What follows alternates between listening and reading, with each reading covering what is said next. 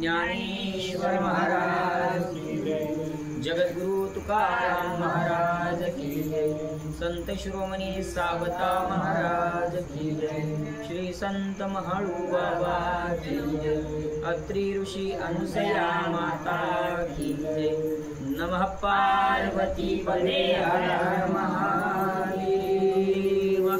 श्री गणेशाय नमः, श्री सरस्वत्यै नमः, श्री गुरुभ्यो नमः, श्री मातृपितृभ्यो नमः, श्री पंढरीनाथाय नमः। श्री कथाकल्पतरू स्तबक 13वा अध्याय 18वा। वंशपायना म्हणे भारत, ऋषे तू सर्वज्ञ गुणवंत, तरी सांगे अग्रवृत्तांत कृपा करुनी। पुढील कथा काय आहेत महाराज? वंशपायन महाराज त्या ठिकाणी तुम्ही सांगा। मग म्हणे वंशपायन, जे धर्मा सांगे गंगानंदन, ते ऐके चित्त देऊन संक्षेपतः। थोडक्यात तुला मी ते सगळं सांगणार आहे जे भीष्मांनी धर्माला सांगितलं। गांगेय म्हणे धर्माकारणे, ऐके आता सावधाने, शरणागत प्रतिपाळणे हा परम धर्म। सगळ्यात मोठा धर्म राजाला जो शरण आला त्या शरणागताचा प्रतिपाळ करणं हा राजाचा सर्वात मोठा धर्म त्या ठिकाणी आहे। पूर्वील तरी शिबी प्रमुख, राजे येण्याची धर्मे देख, परमसिद्धी ते अनेक पावले देखा। शरणागत रक्षणार्थी पुण्यात्मितेची झटता ती, पूर्वी तयासी अर्थी सांगतो ऐका। आपल्याला तो शरण आला त्याचं रक्षण करणं हे राजाचं कर्तव्य आहे। या संबंधित काही इतिहास आहे, तो इतिहास आपल्याला या ठिकाणी भीष्माचार्य सांगत आहेत, तो आपल्याला ऐकायचा आहे।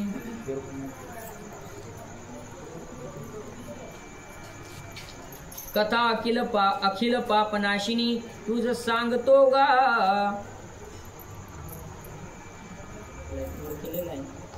लाईट मोड केलेला डाटा सेव्हर होता ना। गोपाल कृष्ण भगवान की जय। कथा अखिल पापनाशिनी, तुझ सांगतो गा नृपमणी, जे सांगितली भार्गव मुनींनी राया मुकुंदासी। भार्गव ऋषींनी मुकुंद राजाला सांगितलेली कथा पुन्हा बघा कुणी कोणाला सांगत 2-3 टप्प्यामध्ये आहे। चरित्र परम पुण्यकारक, ते मीच तुझ सांगतो ऐक। पारधी होता कोणी एक क्रूर पक्षी घातकी, एक पारधी होता पक्षाचा घात करणारा क्रूर बर का। कृष्णांग आणि रक्तनेत्र, दीर्घजीवा महावक्त्र, संबंध वाद विशीघ्र टाकीला जो। कृष्णांग आणि रक्तनेत्र, दीर्घजीवा आणि महावक्त्र, संबंधी बांधवी शीघ्र टाकीला जो। बहुतेक त्याचे भाऊ आहे, त्या पारध्याचे भाऊ होते। जो सपर्वत परियेसी, उद्वेग पाबवी दुसऱ्यासी, तो अरण्यात पक्षीयासी, मारून वृत्ती चालवी। सर्पासारखा त्या ठिकाणी दुसऱ्याला त्रास देणारा,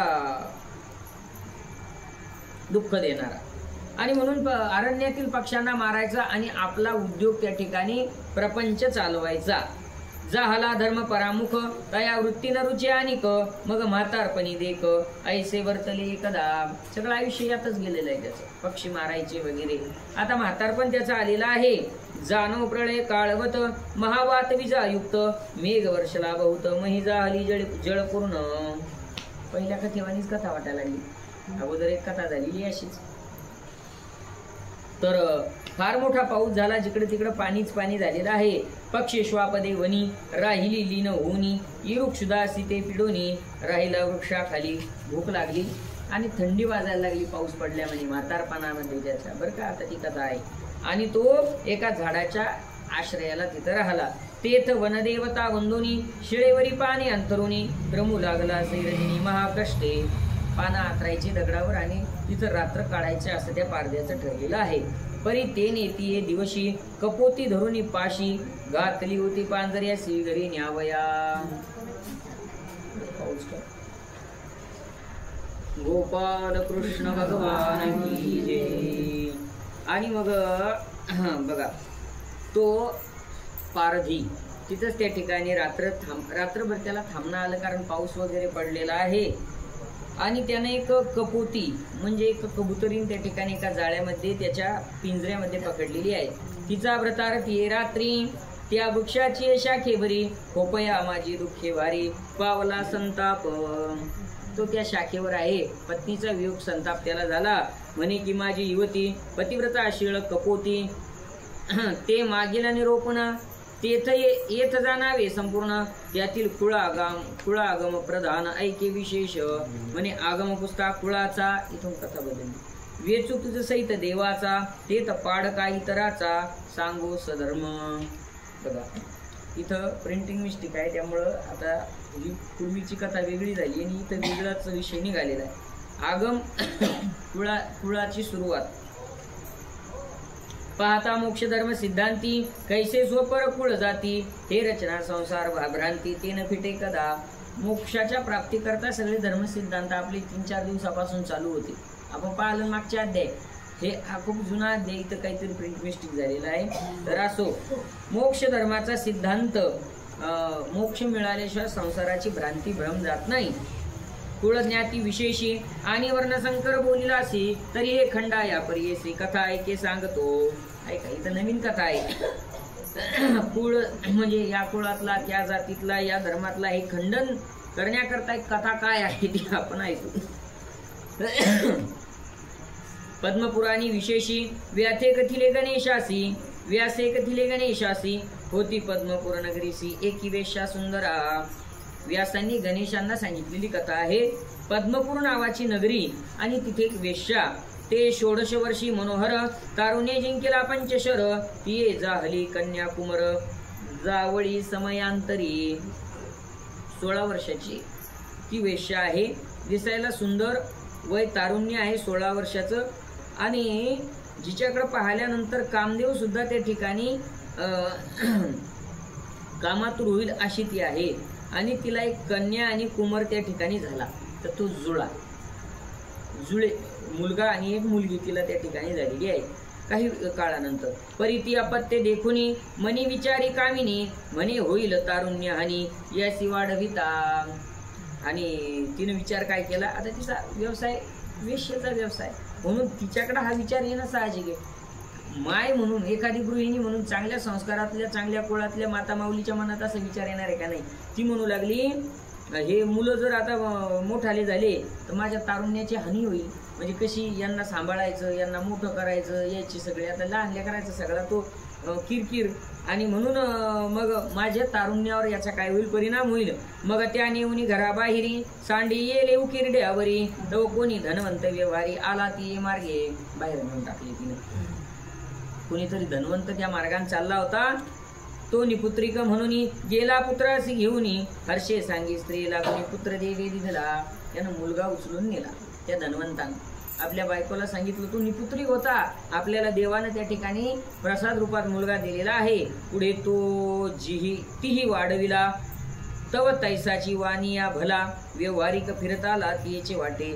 पुढे तीही म्हणजे त्यांनी तो वाढवला त्याच वाटेने एक वाणी म्हणजे व्यापारी तो आलेला आहे. तोही त्या ठिकाणी व्यापाराकरता व्यवहारी म्हणजे व्यापाराकरता त्याच वाटेनं तर याप्रती नव्हती कुमारी म्हणून अखंड चिंता करी तिने देखील नेत्री उकिरडा बाळकी. त्यालाही मुलगी नव्हती. मुलं भरपूर झाली पण मुलगी नव्हती. आणि मग त्याने सुद्धा त्या ठिकाणी आनंद वाटला त्याला. परम उल्हासे उचलली नेऊन स्त्रीशी दिदली महाउत्साही वाढविली ऐशी दोघे उपवरे. त्या दोघाची या माता मोहजाळे अति व्याप्ता तारुण्य देखुनी चिंता करीती वराडाची. चला ऐका काय झालेलं आहे. तर एका धनिक व्यक्तीनं मुलगा नेला एका व्यापाऱ्यानं त्या ठिकाणी मुलगी नेलेली आहे. आनंदानं त्यांनी ती त्या ठिकाणी मोठी केली वाढवलेली आहे. उपवर झाले ते दोघही. उपवर म्हणजे विवाह योग्य त्या ठिकाणी झालेले आहेत. चिंता करू लागले सगळेजण. त्या दोघाची या माता मोहजाळे अति व्याप्ता तारुण्य देखुनी चिंता करती वराडाची. परी पुत्र पोसना म्हणून कोणी न देती नंदिनी तैसेच तिये कन्ये लागुनी न वरीच कोणी. पण त्या मुलाला कोणी मुलगी देत नव्हती का किंवा हा यांचा समजा सापडलेला आहे आणलेला आहे आपण सावत्र म्हणा असं काहीतरी अशा हिशोबाने ते देत नव्हते. आणि इकडे ती जी मुलगी होती तिलाही कोणी त्या ठिकाणी विवाह तिच्याशी करत नव्हता, कारण जगाला माहित होतं की ही यांच्या पासून झालेले नाही, यांच्या कुळातली ती नाही, यांनी वाढवली फक्त. ऐशी 16 वर्षेपर्यंत दोघे उपवर झाली बहुत, तव कैसे फळले अद्भुत पूर्व कर्म. 16 वर्ष झाले, आता काय बघा कशी घटना घडतीये, अपूर्व झालंय. कवने एके समयांतरी ते त्या पुत्राची मिळविली नोवरी, वऱ्हाड झाले तुरंग गजरी महोत्सावे. त्या मुलाचा शेवटी कुठेतरी संबंध झाला, त्याचं वऱ्हाड त्या ठिकाणी म्हणजे लग्न सोहळा पार पडला. तया सुख संभोग भोगिता दिवस क्रमले असते बहुता, तव पुत्राची माता पिता मृत्युगती पावली. बराचसा काळ त्याचा प्रपंच चालू राहिला. पुढे त्याचे आई वडील गेले, म्हणजे ज्यांना तो सापडला होता ते बरं का, ते आई वडील त्याचे मृत्यूला गेले. मग दोघे करती व्यवहार अत्यंत सुखशयनी भर, तव झाला चमत्कार ऐके जनका. दोघे त्या ठिकाणी आपल्या प्रापंचिक सुखामध्ये त्या ठिकाणी तल्ली नाही. तिथं काय जे चमत्कार झाला, पती पहुडला सुखशयनी चरण संवाहित से कामिनी, तव आली एकी योगिनी द्वारे तयाच्या. तो झोपलेला आहे, त्याची बायको त्याचे पाय चेपत आहे, पाय दाबत आहे. तिथे योगिनी आलेली त्यांच्या दारावर. भिक्षा शब्दाशी उच्चारिले तया तिकडे अवलोकिले, पूर्वकर्म जाणितले मग हसीनली. भिक्षाम देही आवाज दिला आणि मग हा बाहेर आला आणि याच्याकडे पाहिलं आणि ती हसू लागली योगिनी बरं का. काय म्हणते, ते हास्य देखुनी सुंदरी थोर शंकली जिवारी, म्हणून पुसावयाद्वारी आली भिक्षा घेऊनी. बाहेरची योगिनी हसली म्हणून आतलीला शंका आली की आवाज स्त्रीचा आहे, ती हसायला लागली. म्हणून काय झालं म्हणून ती पुसण्याकरता बाहेर आलेली, भिक्षा घेऊन आलेली म्हणे. हास्य काहीसे सांग सत्य, मग भिक्षा घेई म्हणून विनवित, तव योगिनी म्हणे यथार्थ हे मज तू न पुसावे. काय झालं, तू का हसत आहे. त्या घराची ती मालकीन आणि योगिनी म्हणते तू काही मला हे विचारू नको. ही म्हणा लागली तू मला सांग, मग मी तुला भिक्षा देते. तू आग्रहे पुसशी माते, तुरी सांगता पडसी चिंते, येरी एक अधिकची पुसे आरते. मग योगिनी बोलिली तू आग्रह काही मला करू नको, तुझी चिंता वाढेल विनाकारण. मी जर त्या ठिकाणी हे आता हे पहा, हे कसं असतं, आता सांगायचंच नाही तर हसली कशाला. ते दारावरती आली सांगणारी ते म्हणतात नाही नाही जाऊ दे, ते सांगतच नाही, नाही जाऊ दे, ते सांगायचंच असतं. ते येड्याखाली घेऊन तुमची उत्सुकता वाढवून मग ती म्हणू लागली चल जाऊ दे आता तू अधिकची पुसे आरते. आर्त भावानं तू मला विचारायला लागली अधिकच, मग आता बोलती तुला. म्हणे माझे वाक्य मनी धरसी, तरी धंदा त्याग आचरिसी, म्हणून या महावाक्याचे निर्धार व्हावा. अगं माझं वाक्य जर ऐकलं तर हा प्रपंचाचा तू त्याग करशील, हा जो व्यवहार प्रपंच आहे तुझा याचा तू त्याग करशील माझं वाक्य ऐकून. येरी म्हणे अहो माते, तू गुरुची भेटली समाते. मग योगिनी म्हणे हा बंधू तू ते पूर्वील होय. योगिनीने सांगितलं हा तुझा भाऊ आहे. आता तुमच्या लक्षात आलं का. हा हिला कोणी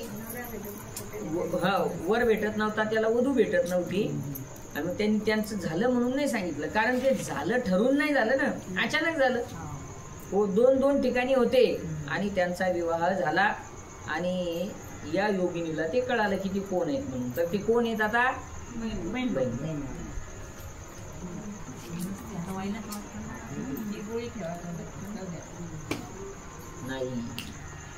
नाही मला नाही चालत. ते संत्र्याचा फ्लेवर आहे ना कसा. चला पाहू. काळजी ना आणली खाईल काय असेल. गोपाल कृष्ण भगवान की जय. चला थोडस आता हे काय झालं, आश्चर्य आणि म्हणजे आश्चर्य नाही म्हणा, थोडासा किचकटच प्रसंग झाला आता हा. कारण हे दोघं बऱ्याच दिवसापासून प्रपंच करत आहे आणि त्यामुळं आता तिने ते ऐकलं, तिनं सांगितलं मी जर तुला हे सांगितलं तर चिंता पडेल, तू सगळा प्रपंचाचा त्याग करशील. त्याग करण्यासारखंच आहे सगळं. तुमची वेश्या एकी जननी इत्यादी कथिले मांडुनी, म्हणे वानिक द्वारे कामिनी झालीस बंधूची. आणि तुम्ही एका वेश्येचे मुलं बाळ त्या ठिकाणी दोघं आहात, परंतु एक तू त्या ठिकाणी तुला वाण्यानं त्या ठिकाणी नेलं, त्याला एका श्रीमंतानं नेलं आणि त्यामुळे तुमचं पुढचा संबंध आला. आता वाटेल ते करी भिक्षा गाली गे जड करी येरी म्हणे धीर धरी क्षणेक माते. आता तुला काय करायचं ते तू ठरव, मला भिक्षा दे आणि बस. मग ही म्हणते थांब थोडे धीर धर, जव मी करी संदेह निवृत्ती. म्हणून गेली व्रतारा प्रती योगिनी प्रोक्त सर्व स्थिती सांगितली तया ते. माझ्या पतीला थोडं मला बोलू दे, संदेह निवृत्ती करू दे. आता तो तरी काय सांगणार होता बरं. बालपणात जन्म झाल्याच बाहेर टाकलेलं होतं यांना, पण तिची इच्छा आहे की तू थांब, माझ्या पतीला मला काही गोष्टी विचारू दे मग जा. आणि गेली पतीजवळ आणि सगळं सांगितलं. म्हणे मी आता योगपंथे जाईन, पापा प्रायचित करीन. मग निघाली तेथून योगिनी संगे. पतीला सांगितलं ते योगिनीनं मला असं सांगितलेलं आहे. अर्थात हे काय घडलेलं आहे, पाप घडलेलं आहे. ती त्याच्यासोबत त्या ठिकाणी पती म्हणून तिने सगळा व्यवहार केला ना, आणि मुळात ते कोण आहेत, बहीण भाऊ आहे. आणि म्हणून या पापाच्या निवृत्ती प्रायचित्ता करता मी योग वाटेने त्या ठिकाणी जाणार आहे. त्या योगिनी सोबत मी जाणार आहे. अंगी अष्टांग योग बाणला, ज्ञाने पापक्षय झाला, निवर्तली किती एक काळा, गुरु योगिनी ते. चला, तिने सगळ्या प्रपंचाचा त्याग केला आणि ते योगानं त्या ठिकाणी सगळ्या पापाचा क्षय, ज्ञानानं पापाचा तिच्या क्षय झाला. कारण ज्ञानाग्नीमध्ये सगळे पाप त्या ठिकाणी दग्ध होतात. खरं ब्रह्मज्ञान झालं तर जे प्रारब्धाचे कर्मभोग आहेत ते सुद्धा दग्ध होऊन जाण्याची शक्ती ज्ञानात आहे. ज्ञानाग्नीत सर्व कर्मानी भस्मसात कुरुते तथा. इथेतलाच श्लोक आहे की ज्ञानाग्नीमध्ये सगळे कर्म त्या ठिकाणी भस्मसात होऊन जातात, म्हणजे राख होतात. पुढे तिची जी गुरु होती योगिनी, भिक्षा मागायला आलेली, तीही त्या ठिकाणी तिचाही देह पडला. येरीकडे तो वानिकपुत्र जहाला स्त्री विना कामातुर, तेने पाप कर्म अनाचार कैसा आचरला. इकडला जो तिचा भ्रतार आहे ही सोडून गेली, त्याच्यामुळे तो पाप मार्गाने गेला त्याच्या इच्छा पूर्ण करण्याकरता. उद्यमाचे मिसे निघाला, पद्मपूर नगरी गेला, त्यावर रामाहाट देखिला नगराबाहेरी. मग काही उद्योग करायचा आणि फिरायचं, अशा प्रकारे पद्मपूर नगराला तो गेलेला आहे. तिथे त्यानं एक रामाहाट म्हणजे पुन्हा वेश्येची गल्ली, ती स्पेशल गल्ली होती तिथं, ती त्यांनी त्या ठिकाणी पाहिली त्या पद्मपूर नगरामध्ये. तेथतयाची पूर्वमाता वेश्या तारुण्य रूपता, तीसी अनोळखी रमता झाला तो. पुन्हा जरा जास्तच किचकट.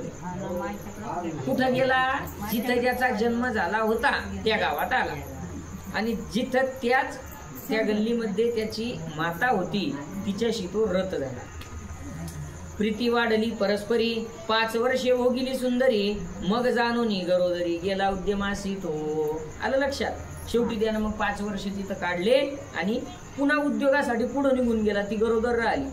असो गणिकेसी झाला पुत्र, आनंद रामा हाटी थोर, ऐसा 4 मासाचा कुमार झाला देखा. तिला म्हणजे सरळ आता त्याच्या आईला पुन्हा काय झाला, तो मुलगा झाला आणि तिथं आनंद झाला. त्या सगळ्या त्या गल्लीमध्ये, त्या आळीमध्ये 4 महिन्याचा तो मुलगा झालेला आहे. इतक्यात ती वेश्येची नंदिनी ते झाली होती योगिनी, ते फिरत आली भुवनी मातेची या. तिथं कोण आलं, ती जिनं योग मार्ग स्वीकारला होता त्या योगिनीनं, ती मुलगी तिची त्या वेश्येची, ती तिथं आलेली भिक्षा मागण्याकरता फिरत वगैरे. म्हणे भिक्षा दे गे जननीये, येरिणी आसनी वैसविली ती, बाळक होता कडे तो ठेवून गेली घरात. आता हिला काही ज्ञात नाही बरं, ही आपली आई म्हणून. योगिनीला काही ज्ञात आहे का. ती आली, तिने सांगितलं थोडं बैस, हे माझ्याजवळचं बाळ तू घे, मी आतून भिक्षा घेऊन येईन. तिने ते बाळ पाहिलं. योगिनी बाळ देखे दैव भागी, योग बेळे ओळखिला वेगी, म्हणे आरुता ये बापा. भिक्षा आणावया लागी, योगिनी बाळ देखे दैव भागी, योग बळे ओळखिला वेगी, म्हणे आरुता ये बापा. भिक्षा ती आणायला गेली. हिनं त्याचं सगळं दैव बळ हिनंही जाणलं आता, कारण हिनं योग करून हिलाही ती शक्ती प्राप्त झाली होती. जशी हिची गुरु ती योगिनी होती तसं हिला ते प्राप्त झालं आणि तिनं ओळखलं आणि म्हणू लागली आरुता इकडे ये. अलीकडे ये. अगा तू आमचा सोयरा, आठा प्रकारी रे कुमरा, मग नाते संबंधोच्चारा करती झाली. ती म्हणू लागली तू माझा सोयरा आहे 8 प्रकाराने. नाते किती आहेत? 8 प्रकारचे नाते आहेत म्हणे तुझे. आणि मग ती सांगू लागली पहिले नाते सहोदर. पहिला नातं काय आहे? भाऊ. का? एका सहोदर. स उदर म्हणजे सारख्या उदरातून आली त्याला सहोदर म्हणतात, म्हणजे साध्या भाषेत भाऊ. तू माझा भाऊ आहे, पहिलं नातं. दुसरे कुमर. दुसरा कुमर म्हणजे पतीपासून झालेला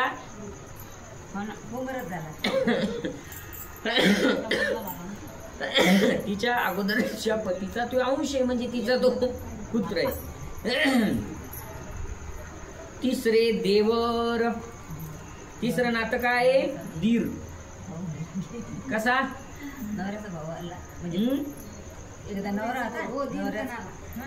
मायने आलं लक्षात. हा नवऱ्याचा भाऊ म्हणजे त्या नवऱ्याची पण ती आई. हा हा हा हा समजलं. त्याचाही तो कोण झाला? भाऊ झाला, म्हणजे तो दीर झाला. आपल्याला बायकोचे काही 2-4 नाते ती ध्यानात राहत नाही. ती म्हणती ती तिथं लग्नाला जावं लागतं. मी म्हणतो कोणाच्या? तुम्ही मग दाखवून अरे हो ते का? हो बरोबर. चला किती झाले? 3 झाले का? बर. तिसरे देवर. चौथे नाते भ्रतार. ओसी आम्हा. चौथं नातं काय सांगितलं? भ्रतार.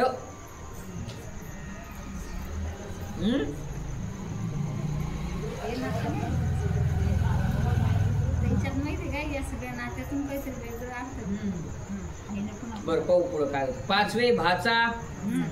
भाचाही झाला. 6ष्ठ चुलता.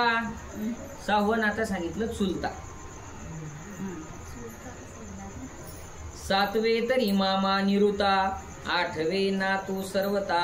ऐशा सोयरिका 8. असे 8 नाते सांगितलेले आहे. पाहू पुढे त्याचा काही उकल आहे का? नाही झाला तरी काही लय डोकं लावू नका. बाळकाशी चुंबन देऊनी पृथक उच्चारी नातीनी.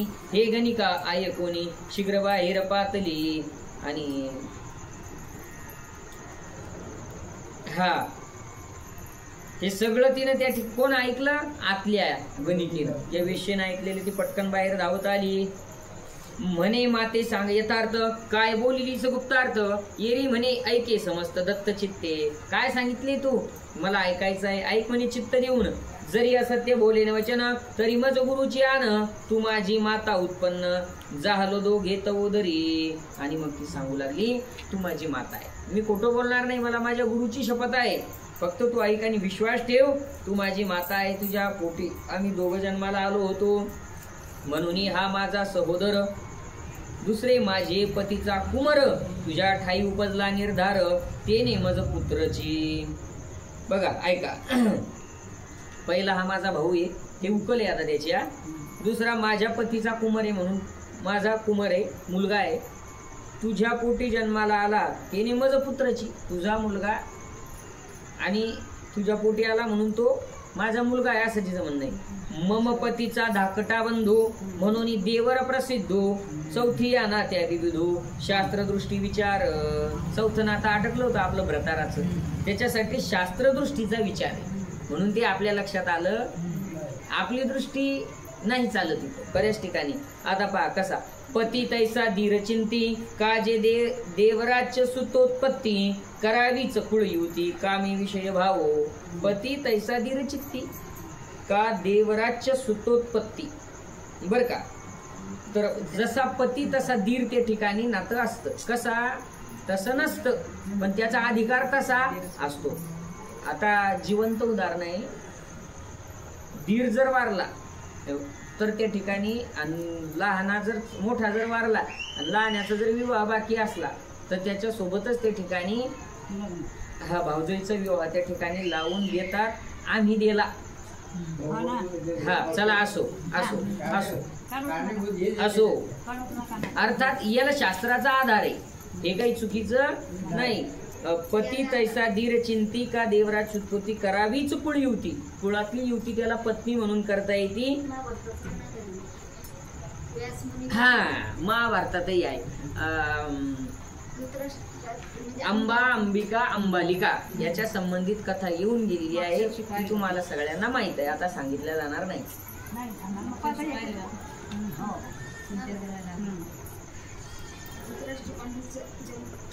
दुजे सासू होऊन देखे पुत्रवदन, सासू होऊन देखे पुत्रवदन, प्रत्यक्ष कोणायसे साधन, बहुत काळ वर्तमान होऊन गेले. सासू म्हणजे ते भ्रतार समजलं म्हणजे सासू, पतीची आई आहे ती आता. म्हणून तिथे सासू. बरोबर आहे, पतीची आई म्हणून ती सासू झाली ना. सासू होऊन देखी पुत्रवदन म्हणजे ते एवढं किचकट आहे. तुझे रक्त धातू पासून माझे देह झाले उत्पन्न, म्हणून एकची अंग जाण तुझे माझे. तुझ्या शरीरापासून माझं शरीर झालं, त्याच्यामुळे तुझं शरीर काय आणि माझं शरीर काय यात फरक नाही. तरी तुझे नि अंगे माते, हा भ्रतार होय माते, पुत्रो वै पितृनामासी येथे ऐसी वेद श्रुती. आणि म्हणून तुझ्या अंगासाठी जसा तो भ्रतार होता, तसा हा माझाही भ्रतार आहे. पुत्रो वै पितृनामासी म्हणजे त्या ठिकाणी पतीच हा पुत्र रूपानं पती. मी ऐकलेलं आहे ते की पत्नीसाठी तिचा पतीच, मुलगा या रूपानं तो पतीच असतो, तो पतीचाच अंश असतो ना. जो तिच्या मांडीवर जो मुलगा आहे तो पतीचाच अंश आहे. आणि पहा ना तुम्ही, पतीवर जेवढं प्रेम करते ती, त्यानंतर पुत्र झाल्यानंतर तेवढंच प्रेम, किंबहुना त्याच्याही पेक्षा जास्त प्रेम ती त्या बाळावर त्या ठिकाणी करत असते. आणि ते त्याला त्यांनी वेद श्रुतीचा आधार दिला, वेदाचा त्याला आधार आहे. पुत्रो वै पितृनामासी, बर का. कारण पुत्र हा पित्याचं नाव लावत असतो ना, आपल्या बापाचं नाव लावतो ना पोरगा. तरी कन्या वै मातृनामा ऐसी व्याख्यानाची महिमा, म्हणून पती होय आम्हा. विचार दृष्टी पाचवे नाती ऐक विचार, माझ्या बंधूचा हा कुमर, म्हणून भाचा निर्धार होय माझा. आलं लक्षात, भाचा भावाचा पोरगा म्हणून भाचा. याचा पिता तो तुझा भ्रतार, हा त्याचा धाकुटा सहोदर, मी त्याची कन्या हा चुलता निर्धार. सहावे नाते असं येड्याखाली, याचा पिता तो तुझा भ्रतार, हा त्याचा धाकटा सहोदर म्हणजे झाला आहे ना भाऊ हा त्याचा, मी त्याची कन्या, हा चुलता निर्धार. असं असं फिरून आलं म्हणजे त्याची. सहावं. सातवे मामा ऐसिया परी, मी तू दोघी एकाच्या नारी, आणि मी तवयाची सहोदरी, तैसीच तू ही होसी. सातवं नातं मामा सांगितलं, मी आणि तू दोघी एकाच्या नारी म्हणजे एकाच्याच आपण बायका आहोत ना. आणि मी तवयाची सहोदरी, मी याची बहीण, तैसीच तू ही होसी. हा, कारण दोघांच्या बायका एक सवती झाल्या, असं मामा. म्हणून हा तुझं बंधू माये, आणि मी तुझी कुमारी पाहे, यास्तव हा मामा होय मज लागुनी. आता तू सवती आम्हासी, तुझा पती तो पुत्र वयासी, तो पतीची परिविशेषी होय पुत्र माझा. सवती सारखंही नातं आहे आपला आता माझा. आता तू सवती आम्हाशी, त्या पुत्राचा हा सुतू, म्हणून मज होय ना तू, तैसा तुझही होय ना तू पुत्रात्मज म्हणून. आणि पुत्राचा हा पुत्र असल्यामुळं, पुत्राचाही पुत्र झाला ना, म्हणून हा त्या ठिकाणी नातूही होतो. आणि जसा माझा नातू आहे तसा तुझाही नातू आहे. दुसरे झाले तुझी कुशी, ते आठवे नाते परियेसी, तरी या समस्त पापासी, कारण तुची माते.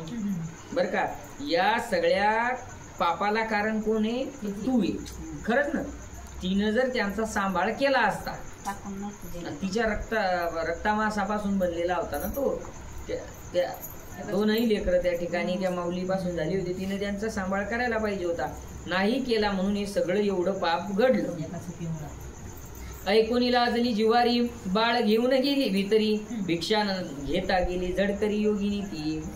अपमानित झाली ती सगळं, म्हणजे किती ते सगळं भयंकर झालं ना.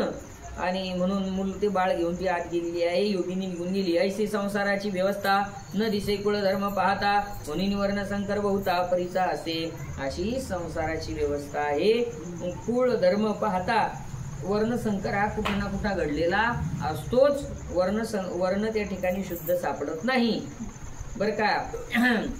आपली कथा ही मूळ कुठून आहे? सुलभा म्हणे राया जनका पुसतान पूर्वे देखा कष्टी होई जे बहुतेका एके द्विजाची परी. बघा हे पहिलं पान यात चुकीचं आलेलं आहे. काल आपली आता आलं ना तुमच्या लक्षात? ही चुकीचंच आहे कारण ती जुळलंच नाही ना शेवटपर्यंत. काल आपली कथा जनक राजा आणि सुलभा योगिनीच्या संवादामधून झाली होती आणि त्या संवादातला भाग होता. जनक म्हणू लागला होता की तू ब्राह्मण आहेस, मी क्षत्रिय आहे आणि तू माझ्या हृदयाचा ठाव घेतला म्हणून वर्णसंकर झाला. ब्राह्मण क्षत्रिय एकत्र आल्या त्याला वर्णसंकर म्हणतात. मग तिनं आता त्याचं उत्तर दिलं की वर्णसंकर हा कुठं ना कुठं झालेलाच असतो. हा किती झाला? हा एवढा घोटाळा झाला. आलं का? त्या कथेवरी कथा आहे. फक्त यामध्ये थोडीशी मिस्टेक छापणाऱ्यांकडून त्या ठिकाणी. जुना ग्रंथ कुठं असेल तर तो दुरुस्त करून घेऊ.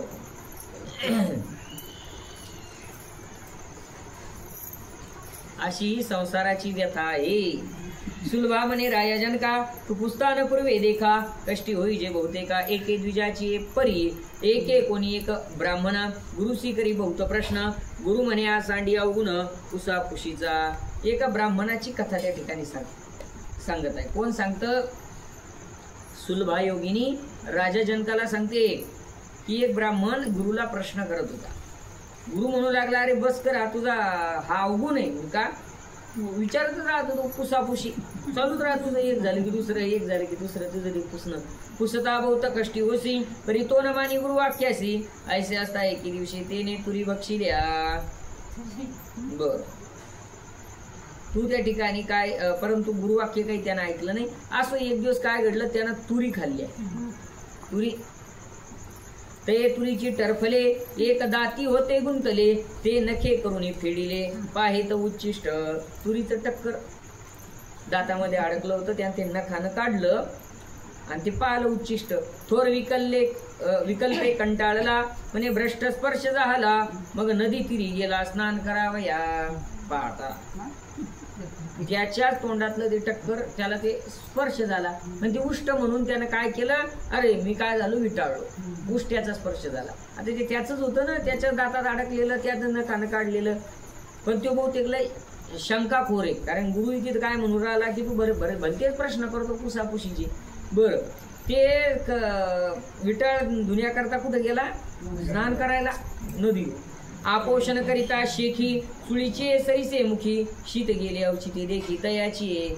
आपोषण चूळ भरण्याकरता पाणी घेता घेता त्याच्या संग काय गेलं, काही शीत पोट आत गेले तोंडात. जेव्हा थुंकुनी पाहिले तव ते शीत दृष्टी देखील अंतकरण कंटाळले म्हणे शीत कोणाचे. शंकाच त्याची सगळी पाहत होतं ते त्या ठिकाणी ते शीत येईन. मग आता शीत कशाचा? अरे अरे अरे कटाळा आला त्याला. बाबा माझ्या तोंडात काय गेलं येईन मी काय म्हणून इथे जाणावयासी शोधित जाय नदी तिरासी तर रजकी एकी वस्त्राशी खळी देती देखिली. आणि मग पाहत पाहत गेला तर नदीच्या काठावर रजक म्हणजे धोबी. तर ती एक धोबी स्त्री ती त्या कपड्याला काय करत होती, खळी देत होती. खळी देत होती का? इथं टीप आलेली त्याची. ताटपणा येण्याकरता कपड्याला ताटपणा येण्याकरता तांदूळाच्या चूर्णाची शिजवून पेज करतात, त्याला म्हणतात खळी. आता ते नवीन निघलं ना साबुदाण्याची आणि तांदूळाची टाकली. बरं आता काहीतरी डायरेक्ट डायरेक्ट टाईट होतात कपडे त्यानं. चला तर ते जुन्या काळापासून ही ती पद्धत वळ्या पडलेल्या कपड्याला ताट करण्याची. तर ते तांदळाचे शीत कुठं आले, याच्या वंजळीत आले. ते आपोषण करता करता ते पाहत तिथं गेलं. ते येरुती म्हणे तू कवनी ते म्हणे मी परिटिनी. मग चाळीला कंटाळून त्राई त्राई म्हणत तिने सांगितलं मी कपडे धुणारी म्हणे. अर मग तर त्याला ते कसं हे शीत आलं कशाचं, कपड्याचं. त्याला ते असं त्या कपड्यामुळं त्याला ते हे वाटलं. मग त्राई करू लागला. अरे अरे अरे कसं झालं. ऐसा थोर भागला शिनला एके ग्रामात प्रवेशला शुभेने थोर पिडला प्रवेशला एके घरी. आणि मग तिथून निघला शिनला. तो एका गावात गेला, भूक फार लागली, एका घरी गेला त्या गावातल्या. तब घरीचा ब्राह्मण परियेसी गेलासे कार्टे भक्षावयासी ब्राह्मणी असे गृहासी महादुर्बळ. त्या घरचा ब्राह्मण कार्ट भक्षायला गेला, कार्ट खायला गेला होता. कार्ट म्हणजे काय तर इथं असं आहे, प्रेत क्रियेतील पदार्थ आणून उपयोगास लावणे या हाच अर्थ इथे असावा. म्हणजे प्रेत क्रियेतले जे काही पदार्थ ब्राह्मणाला काही मिळत असतील त्या क्रियेतले ते बनवून त्याचं तो ते भक्षण त्या ठिकाणी करण्याकरता गेला होता तिकडं ते, बरं का. आणि घरी कोण होतं तर महादुर्बळ त्याची पत्नी ब्राह्मणी होती, दुर्बळ होती ती तो ब्राह्मण देखिला आदरमाने बैसविला आतिथ्य उपचार मांडिला दिदले भोजन. तिनं त्याला हालाच होता पाहुणा, बसवला आदर आतिथ्य केलं, जेवायला दिलं. मग मुखशुद्धी करावया सुपारी एक दिदली तया येरुदा ते जाय फोडा या परीनं फुटेची. तिने मुखशुद्धी असते जेवणानंतर काही ना काहीतरी मुखशुद्धी, सोप बडीसोप विडा तांबूल हे चालतं जेवण भोजनानंतर. त्या ठिकाणी प्रापंचिक लोकांना विडा खायला सुद्धा चालतो, फक्त ब्रह्मचारी आश्रमात विडा खायला चालत नाही, कारण ते अष्टभोगापैकी एक आहे, अष्ट जे भोग आहेत त्यापैकी एक आहे, त्यामुळे ब्रह्मचारी धर्मात चालत नाही. पण लग्नानंतर विडा सुद्धा खायला चालतो, पण व्यसन म्हणून नाही, भोजनानंतर खायचा. विडा खाणं वाईट नाही, पण तो फक्त पाचन क्रियेलाही चांगला आहे, नागवेलीचे पानं वगैरे. पण जेवणानंतर आज दिवसभर चालूच पानामाग पानामाग, मग त्याला व्यसन, ते काय झालं व्यसन झालं. भोजनानंतर खायला हरकत नाही. बर काय दिलं तिनं त्याला, सुपारी दिली. या मूळ विषयावर ती फुटतच नव्हती दातानं. म्हणून म्हणे ब्राह्मण कैसी हे सुपारी कठीण तव बोलिली आपण. ब्राह्मणी तया फुटतच नाही म्हणे सुपारी अशी कशी आहे. म्हणून म्हणे ब्राह्मण मग ती म्हणू लागली बापा मी ब्राह्मणी दुबळी 7 बाळे मज झाली ते हे सुपारी चघळली मुखी धरुनी. आणि गरीबी आमच्याजवळ कशाची तुम्हाला सुपारी पान आणून द्या. मी कधीपासून चघळती सुपारी, पहिला पिंट्या जातात तेव्हापासून सुरू केलं तर शेवटच्या संपी आलो. असे 7 झाले 7.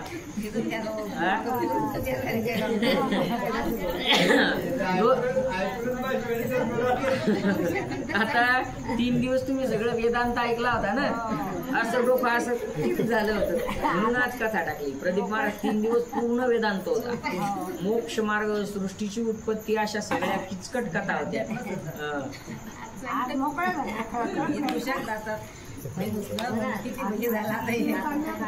त्याच्या तुरी मला सांगा, त्याच्या दाताने ते तुरीचं टक्कर जे गुतेल होतं ते बरं नव्हतं का. पण हे अति शंकाकूर होता. अशा लोकांना शंकासूर म्हणतात. हे शंकेचे आसूर आहेत, राक्षसासारख्या शंका असतात यायच्या. शंका पाहिजे पण जरा बऱ्या. डबल वाचतो ती या. बापा मी ब्राह्मणी दुबळी 7 बाळे मज झाली ते हे सुपारी चघळली मुखी धरुनी. पती पुत्रेसी भोजनोत्तरी आम्ही चघळू हे सुपारी. ऐसी बहुत दिवसभरी घरी आमची असे. तिने एकटीनं नाही, आमची जेवण झाली की अर्गी पारगी 7 पोरं आणि आम्ही दोघं नवरा बायको चघळतो. 7 आणि 2 9 जण अर्गी पारगी ती रोज चघळतात 2 टाइम.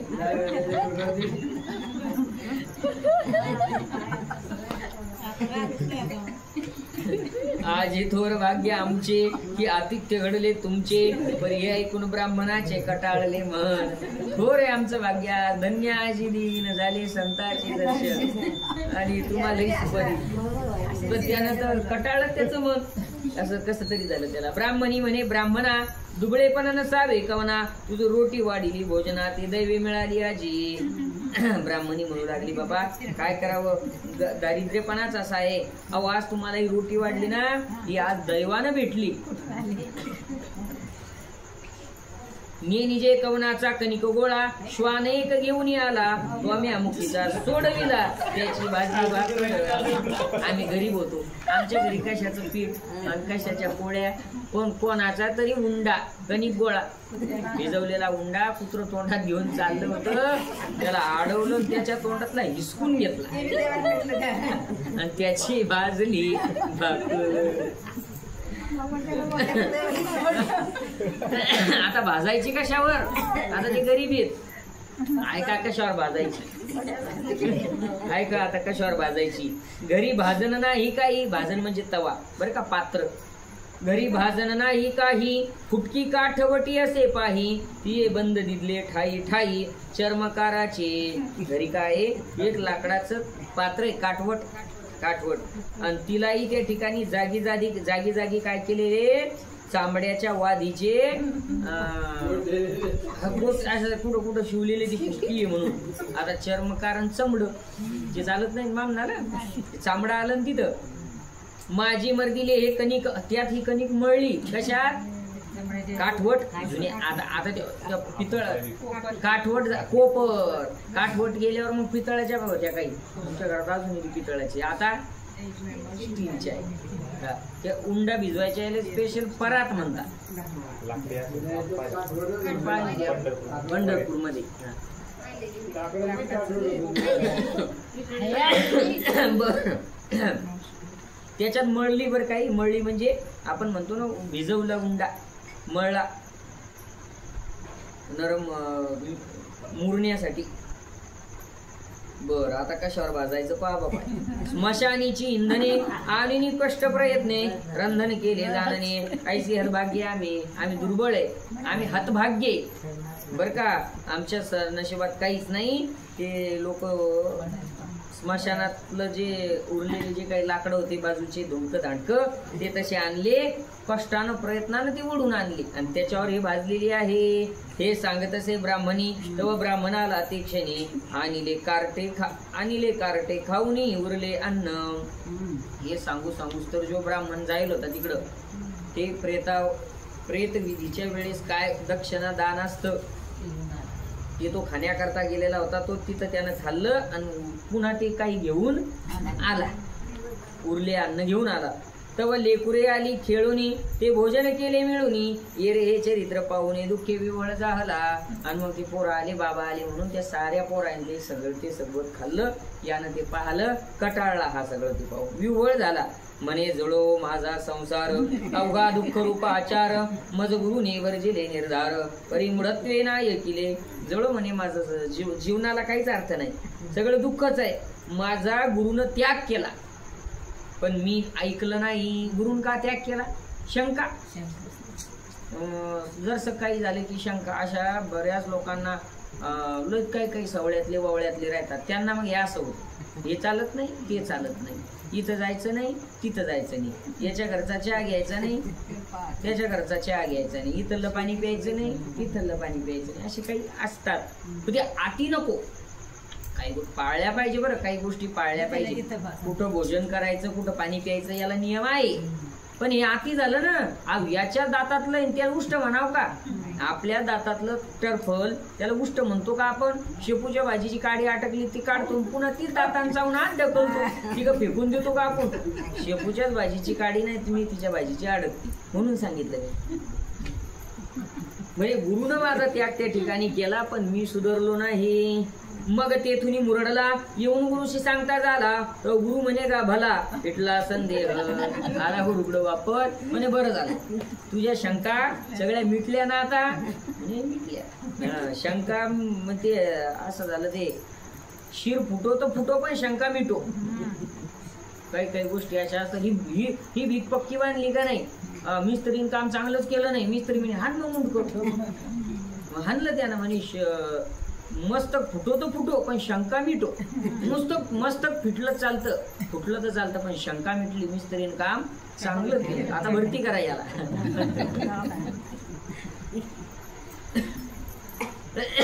आता यापुढे तरी काही तुवा भ्रांतपणे न पुसावे काही, मग तो तेजुनी सर्व झाला योगेश्वर. आता इथून पुढं म्हणे असं भामट्यावानी काही विचारायचं नाही, जे चांगलं आहे ते विचारायचं, योग्य ते विचारायचं. मग पुढे त्यानं सगळ्याचा त्याग केला, चांगला अभ्यास केला, योगी झाला.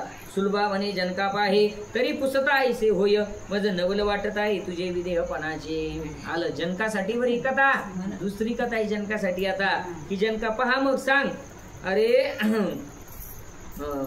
मग मला तुझ्याकडे पाहून तुझं विदेहपणाचं नवलच वाटतंय. स्थूल देहाचे निरसने होय शमदमा मरणे, करी लिंग देह कवने उपाय पिटे. स्थूल देहाचं निरसन होईल, शमदमानं त्या ठिकाणी स्थूल देहाचं निरसन करता येईल, पण लिंग देहाचं निरसन कसं करायचं? कारण आणि महाकारण याचे कैसे होय निरसन, म्हणून वाटे अप्रमाण तुझे विदेहत्व. स्थूल देहाचं निरसन करता येतं.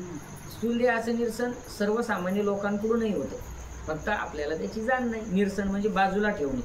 आपणही कधी कधी स्थूल देह बाजूला ठेवतो. कधी? स्वप्नामध्ये स्थूल बाजूला ठेवतो आणि लिंगदेह घेऊन जातो. लिंगदेह म्हणजे सूक्ष्मदेह, त्या दुसऱ्या भाषेत सूक्ष्मदेह असं. स्वप्नात आणि स्थूल देह जागीच तिथं असतो नाही का, फाटक्या गोदडीवर, आणि तिकडे राजा होतो हा नाही का. तर स्थूल देहाचा त्याग आपल्याला सुद्धा करता येतो.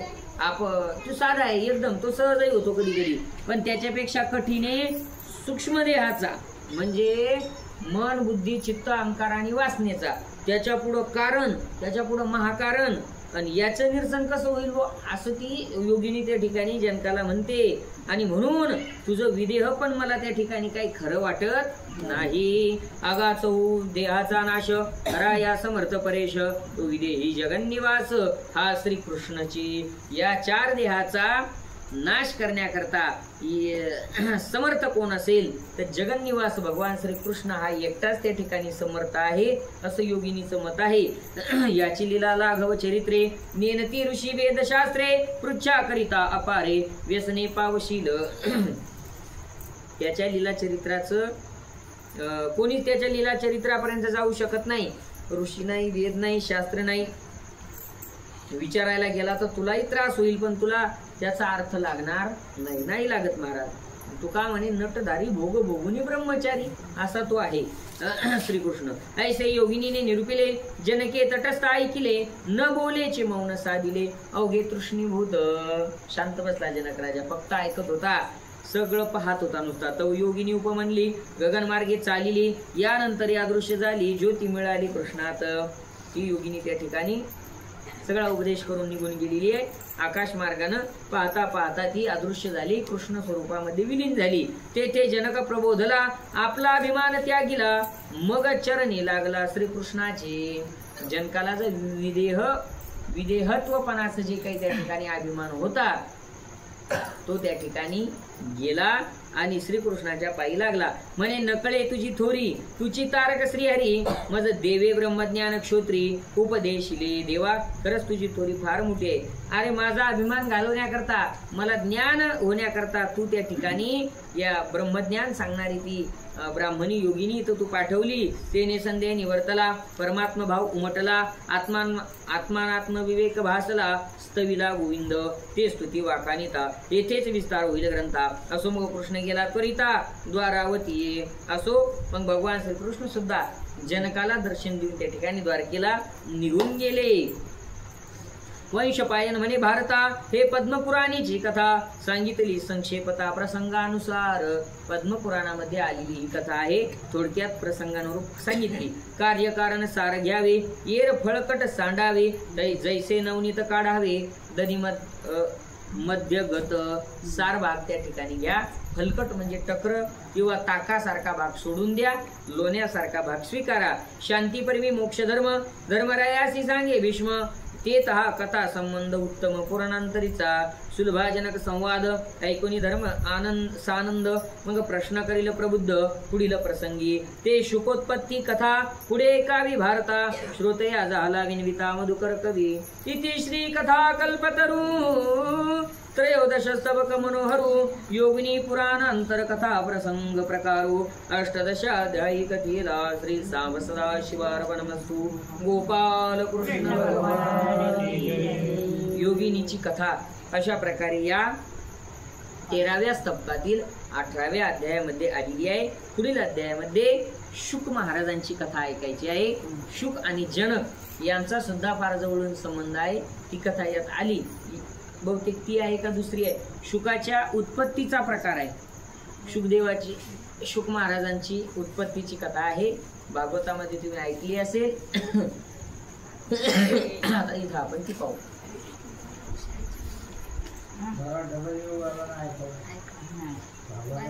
भागवतामध्ये नाही ती कथा, पद्मपुराणाचीच आहे, पण भागवतकार सांगत असतात.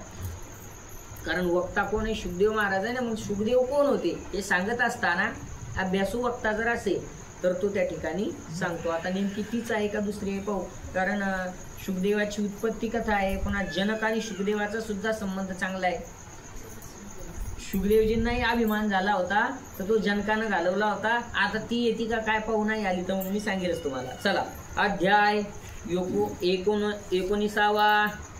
चला, श्री गणेशाय नमः. मुनीसी म्हणे जन्मेंजयो, ऋषे तू ज्ञान सागरीचा डोहो, तरी सांगे अग्रकथा नवयो मोक्षधर्मीचा. मग म्हणे वंशपायन, ऐकेराया चित्त देऊन, विष्णोक्त कथा ऐकून पुसता झाला युधिष्ठिर. ऐका, पुढची कथा आहे पण मोक्षधर्मीचा कथा नव्हे. कथा जरी वेगवेगळ्या असल्या तरी याचं फळ काय सांगितलं? मोक्ष. मोक्ष प्राप्ती करता या सगळ्या कथा सांगितल्या चालल्या. त्या जरी कथा असल्या तर काही मनोरंजनासाठी कथा नाहीये. या कथातून देवाची प्राप्तीचा मार्ग बघा तुम्ही. त्या सगळ्या कथा झाल्या, ती वेश्येची कथा झाली, पण तिनं चांगला मार्ग निवडला शेवटी आणि ती योगिनी झाली. म्हणून तसं त्या ठिकाणी या सगळ्या कथा अशा आहेत. चला, की व्यास देवाचा कुमर, कैसा झाला योगीश्वर, तो बाळपणी ज्ञान विचार लादला केवी. तीच कथा आहे जन्माची. व्यासाचा मुलगा शुकदेव बालपणातच योगी कसे झाले हो, आणि इतक्या लहानपणी हे ज्ञान आलं कुठून त्यांना?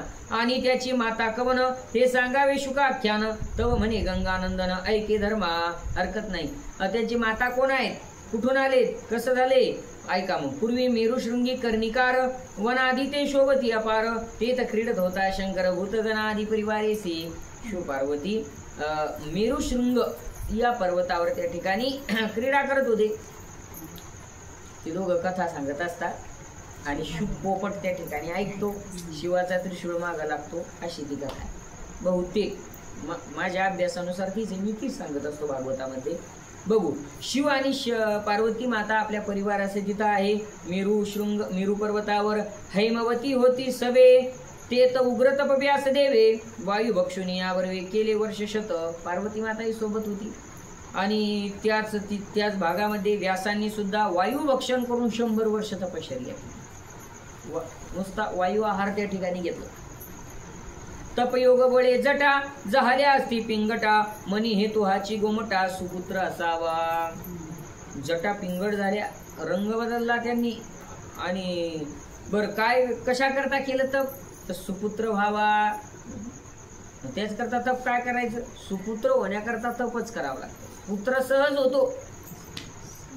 सुपुत्र चांगला मुलगा होण्याकरता आई वडिलाची तपश्चर्या त्या ठिकाणी लागते. तव प्रसन्न झाला शंकर, म्हणे पावसी इच्छित कुमर, ऐसा लाहुन यावर मुनी गेला स्वाश्रमी. शिवजी प्रसन्न झाले. काय पाहिजे?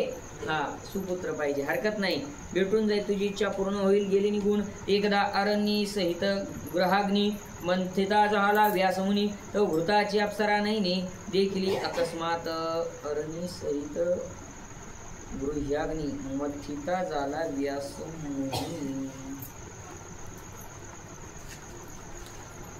अरण्यी सहित गृह्याग्नी, मंथिता झाला व्यासमुनी. कशाचं मंथन केलं?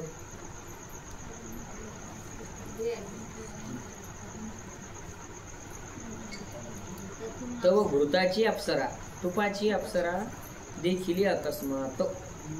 बर, बहुतेक अरणी म्हणजे रई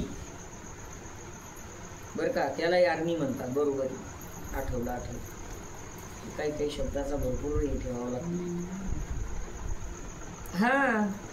अरणी सहित त्या ठिकाणी मंथन चालू होतं. मग मंथन झाल्यानंतर आपण ते लोण्याला अग्नीचा हे देतो ना, ताव, आणि मग त्याला त्या घृतातच काय दिसली तर अप्सरा त्याला दिसली. आता का दिसली, कशी दिसली घृताची, बघू काय त्याचं उत्तर येतं का पुढं. ती याचे अवयव देखुनी काममोहित झाला मुनी, तव अप्सरा ती एक क्षणी झाली पोपटी रूप. बघा, त्याला ती आता अप्सरा दिसलेली आहे. ती कशी काय ते काय तेवढं इथं अगदी स्पष्ट काही नाहीये. आणि तिला बघून त्या ठिकाणी हा मोहित झाला त्या अप्सरेनं त्या ठिकाणी पोपटीचं रूप धारण केलं. मग तयाजवळी आली एरे अप्सरा जाणीतली, अत्यंत कामबुद्धी दाटली, नसावरे प्रयत्ने. आणि मग हा तिच्या जवळ आलेला आहे आणि याच्या अंतकरणामध्ये इच्छा निर्माण झाली, ती अनावर झाली. परी ऐसा ही आवरुनी अग्नी इच्छे मंथी अरणी, मंथन श्रमे जहाला द्रवुनी वीर्यपात.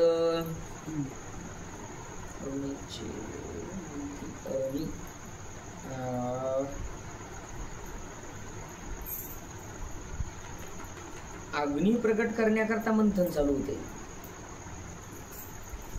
जुन्या काळात काडीवर काडी घासायचे ना, लाकडावर लाकूड, ती मंथनच आहे ना, तेव्हा त्यातून प्रकट होतो अग्नी.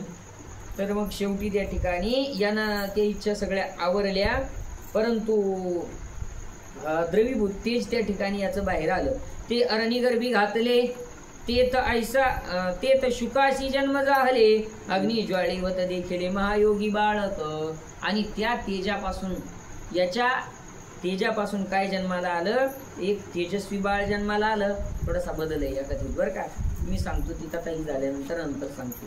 उपजताच भागीरथी येऊनी स्नान घाली ती, दंड कृष्णा जिन तया प्रती, पुढा पडिले गगनीहून. आणि मग व्यासांच्या समोरच ते बाळ त्या ठिकाणी प्रकट झालेलं आहे. जन्म झाला, लगेच गंगेचं स्नान व्यासांनी त्याला घातलं. दंड कृष्णाजिन तया प्रती, पुढा पडिले गगनीहून. दंड आणि बहुतेक बसण्याचं आसन, त्याला कृष्णाजी म्हणत असावं. दंड कळाला, ते आकाशातून आलं बरं का, कारण शुक हे नारायणाचं रूप होते, त्यांना शुक नारायण म्हणत होते. सुरदुदंबी वाजती अप्सरा नृत्य करताती, नारद तुंबरस्तविती गाती गंधर्वाधिक, अष्टालोक लोकपाळ आले, हर्षे परमसुखी झाले, चारी वेद येऊनी राहिले उभे शुकाजवळी. तेव्हा ब्रह्मा बोलावूनी मौंजी बांधवी शूळपाणी, गुरुनी वेद शास्त्र पुराणे केला विद्या उपदेश. प्रत्यक्ष ब्रह्माजी आले, मौंजी पाणी झालं, मौंजी बंधन झालं. शिवजी सुद्धा आले, त्यांनी गुरुहून विद्येचा उपदेश केला. इंद्र दिव्य कमंडलू दिला, वेदव्रते पूर्ण झाला. परी मन विश्रांती जिव्हाळा, न पवेची आश्रमी. इंद्रानं दिव्य कमंडलू दिलेला आहे, सगळा विधी पूर्ण झाला, पण त्याचं मन आश्रमात लागत नाही व्यासाच्या. मग व्यास पितया प्रती, साष्टांगी वंदुनिया प्रार्थी, म्हणे स्वामी मज स्थिती सांगा मोक्ष धर्माची. बापाला तो बाळक काय म्हणतोय की मला मोक्ष मार्ग सांगा. अर्थात आता तो दिव्य बालक आहे, तो काही जन्माला आला तसा लगेच लहान नव्हता. मौंजी बंधन झालं म्हणजे तो 8 वर्षाचा झालाच का नाही. असो तसं पाहता तो 12 वर्षाचा होता. ब्राह्मणाचे पोर एक खेळासी भ्याले, ते 12 वर्षाला पालेले, कापत कापत बाहेरी आले, ते नागवेची पळवणी गेले रे. ऐक खेळ्या तुझं सांगतोय से जाणून खेळ खेळ रे. खेळी आहे नामदेव महाराजाचा. नामदेव महाराजांनी शुभदेवाचं वर्णन केलं आणि सगळ्यांचं वर्णन करून सांगितलं, अरे खेळ्यांनो जाणून खेळ खेळा, या खेळातून कोणी सुटला नाही. हा एकच सापडलेली खेळ खेळेपरी डाईन सापडे, तोची एक खेळिया भला रे.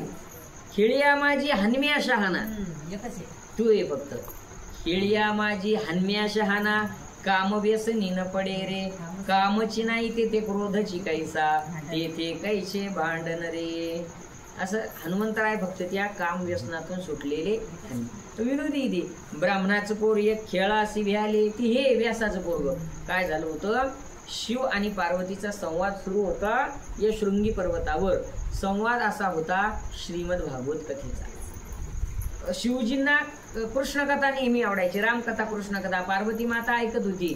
ऐकता ऐकता नियम असा होता की तो हुंकार द्यायचा. आता पार्वती मातेला सवय होती तायडे मावशिवानी डोळे लावून पोथी ऐकायची. मग नियम असा ठरला की तो ओंकारा द्यायचा. तो ओंकारा द्यायला म्हणजे मग मी पुढे चालतो. आणि शिवजीचं असं होतं ते कथा सांगता सांगता कृष्ण चित्र डोळ्यापुढे आले की त्यांचे डोळे लागायचे, समाधी लागायची, गुणवर्णन चालू, पण भाव समाधी लागायची. बाहेरच्या जगाची त्यांनाही त्या ठिकाणी आठवण राहत नव्हती. आणि मग पण नियम काय होता की तू हुंकार झाला की मी पुढं, हू म्हणलं की पुढची ओवी, हू म्हणली की पुढची ओवी, असं त्या ठिकाणी चालू होतं. आणि असं करता करता पार्वती मातेला झोप आली, झोप लागली. शिवजींचे डोळे लावले, सुंदर त्या ठिकाणी कथा सुरू आहे. तळवे तळहात टेकीत, डाव्या गुडघ्याने रांगत, रंगनी रंगनाथ तोम्या देखील लागे सई. कृष्ण चरित्र भागवतातलं गोड वर्णन चालू आहे. ऐसे जरी मी जाणते यमुना पाणी नवजा, धरुणी खांबासी बांधिते शिक्षा. अशा प्रकारचं चरित्र चालू. आणि पार्वती मातेचे डोळे लागले. आणि गुप्त रूपानं तिथे शुक पोपट ते काय करत होता, तर ती कथा ऐकत होता. गुप्त रूपानं ऐकत होता बरं का, लपून. पण हे गुह्य ज्ञान शिवजी पार्वतीला एकांतात देत होते. कारण पात्रता ज्यांना आहे त्यांनाच गुह्य ज्ञान दिलं पाहिजे. अपात्राला जर ते ज्ञान दिलं तर मग ते ज्ञानाची किंमत कमी होती बरं का. हा काय विद्या विनयेन, हा वा म्हणजे विद्येनं विनयानं म्हणजे नम्रतेनं विद्या प्राप्त होते. आणि हा विनयानं त्या ठिकाणी पात्रता, त्या ठिकाणी नम्रतेने पात्र तयार होते, पात्रता मिळते. तर शिवजींना माहित होते की पार्वती शिवाय याचा अधिकारी दुसरा कोणी नाही. दुसऱ्याने ऐकलं नाही पाहिजे म्हणून एकांतात गुह्य ज्ञान त्या ठिकाणी देणं चालू होतं. पण शुकानं पाहिलं म्हणे आता जर मी हुंकारा दिला नाही तर कथा बंद होती. आणि कथा बंद झाली तर आपल्याला ऐकता येणार नाही. पार्वती मातेला लागली झोप. लागली आता दिवसभर निंदायचं आणि पुन्हा संध्याकाळी पोथी ऐकायची, सोपी गोष्ट आहे का. आणि मग झोप. मग ते शुकानं हुंकारा दिला, कथा झाली. तरी पार्वती माता भानावर नाही, कारण त्या दिवशी उदड्यात जाईल होती. आणि मग डोळे उघडले शिवजींनी, पार्वती मातेचा सगळा. शिवजींनी डोळे उघडले आणि पाहतात पार्वती झोपलेली आहे. हुंकारा येतो कुठून, दिव्य दृष्टी त्या ठिकाणी प्रकट केली. पाहिलं तर त्या कैलास पर्वतावर एका त्या कोपऱ्यात झाडावर बसलेला शुक गुप्त रूपानं चोरून आपली कथा ऐकतो. तोच हुंकारा देतो.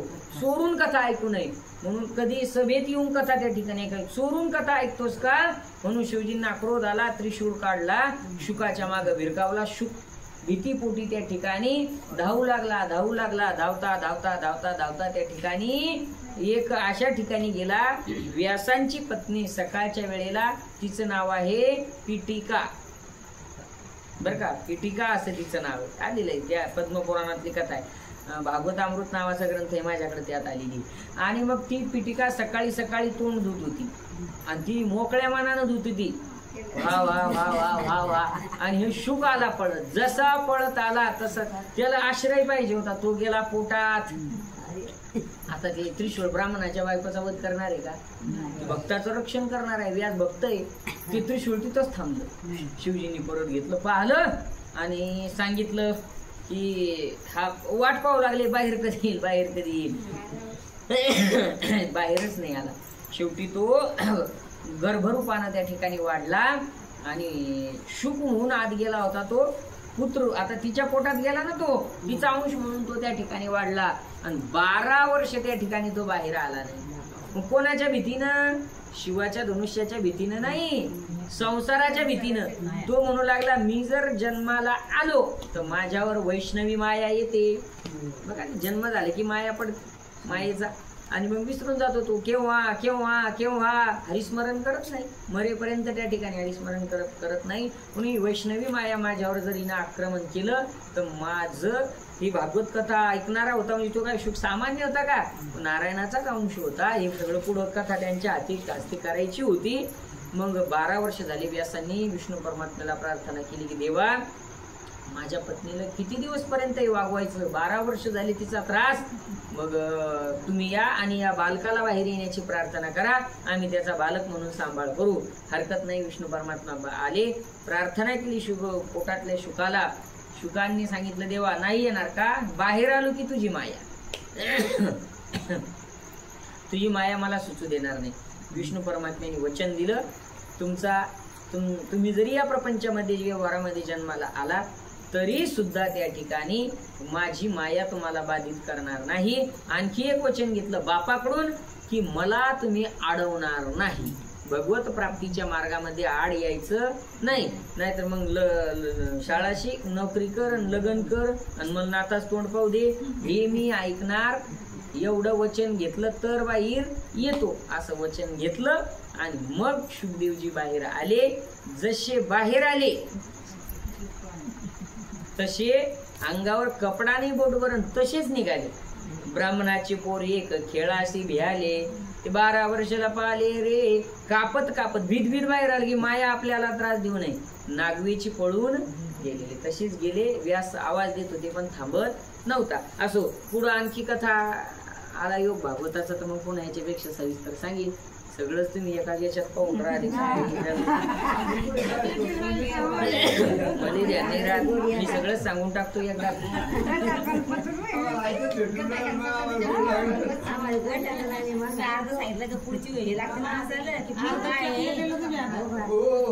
तुकोबाराय म्हणतात, तुका म्हणे आम्ही जे जे इच्छा करू ते ते कल्पतरू पुरवीत. आम्ही जे जे इच्छा करू आपण ते ते कल्पतरू, हा कथा कल्पतरू आपल्याला ते ते सगळं पुरवू. चला, ही वेगळी कथा आणि इथं आली ही वेगळी कथा आहे. थोडीसा बदल आहे. मन लागत नाही आश्रमामध्ये त्यांचं बरं का. मग व्यासपितया प्रति साष्टांगे वंदोनिया प्रार्थी म्हणे, स्वामी मज स्थिती सांगा मोक्ष धर्मीची. बापाला विचारू लागले, मला मोक्ष तत्वज्ञान सांगा जेणे विश्रांती होय चित्ता. ऐकून व्यास म्हणे, सुता मोक्ष धर्मापूर्वता सांगतो ऐक. ऐक, तुला मोक्ष ऐकायचा ना. बाप मुलाला काय उपदेश करतो ऐका. हे आपल्या व्यवहारातल्या बापलेकासारखं नाही बरं. मोक्ष धर्म आहे. ते वेळी कपिलोक्त थोर सांख्यशास्त्र योगशास्त्र याज्ञवल्क्यादी अपार अध्यात्मशास्त्रे, फार मोठा होत नाही अध्यात्म, सगळे शास्त्र त्या ठिकाणी सांगितले. ती निरूपिली संपूर्ण, तेने झाले पूर्ण ज्ञान.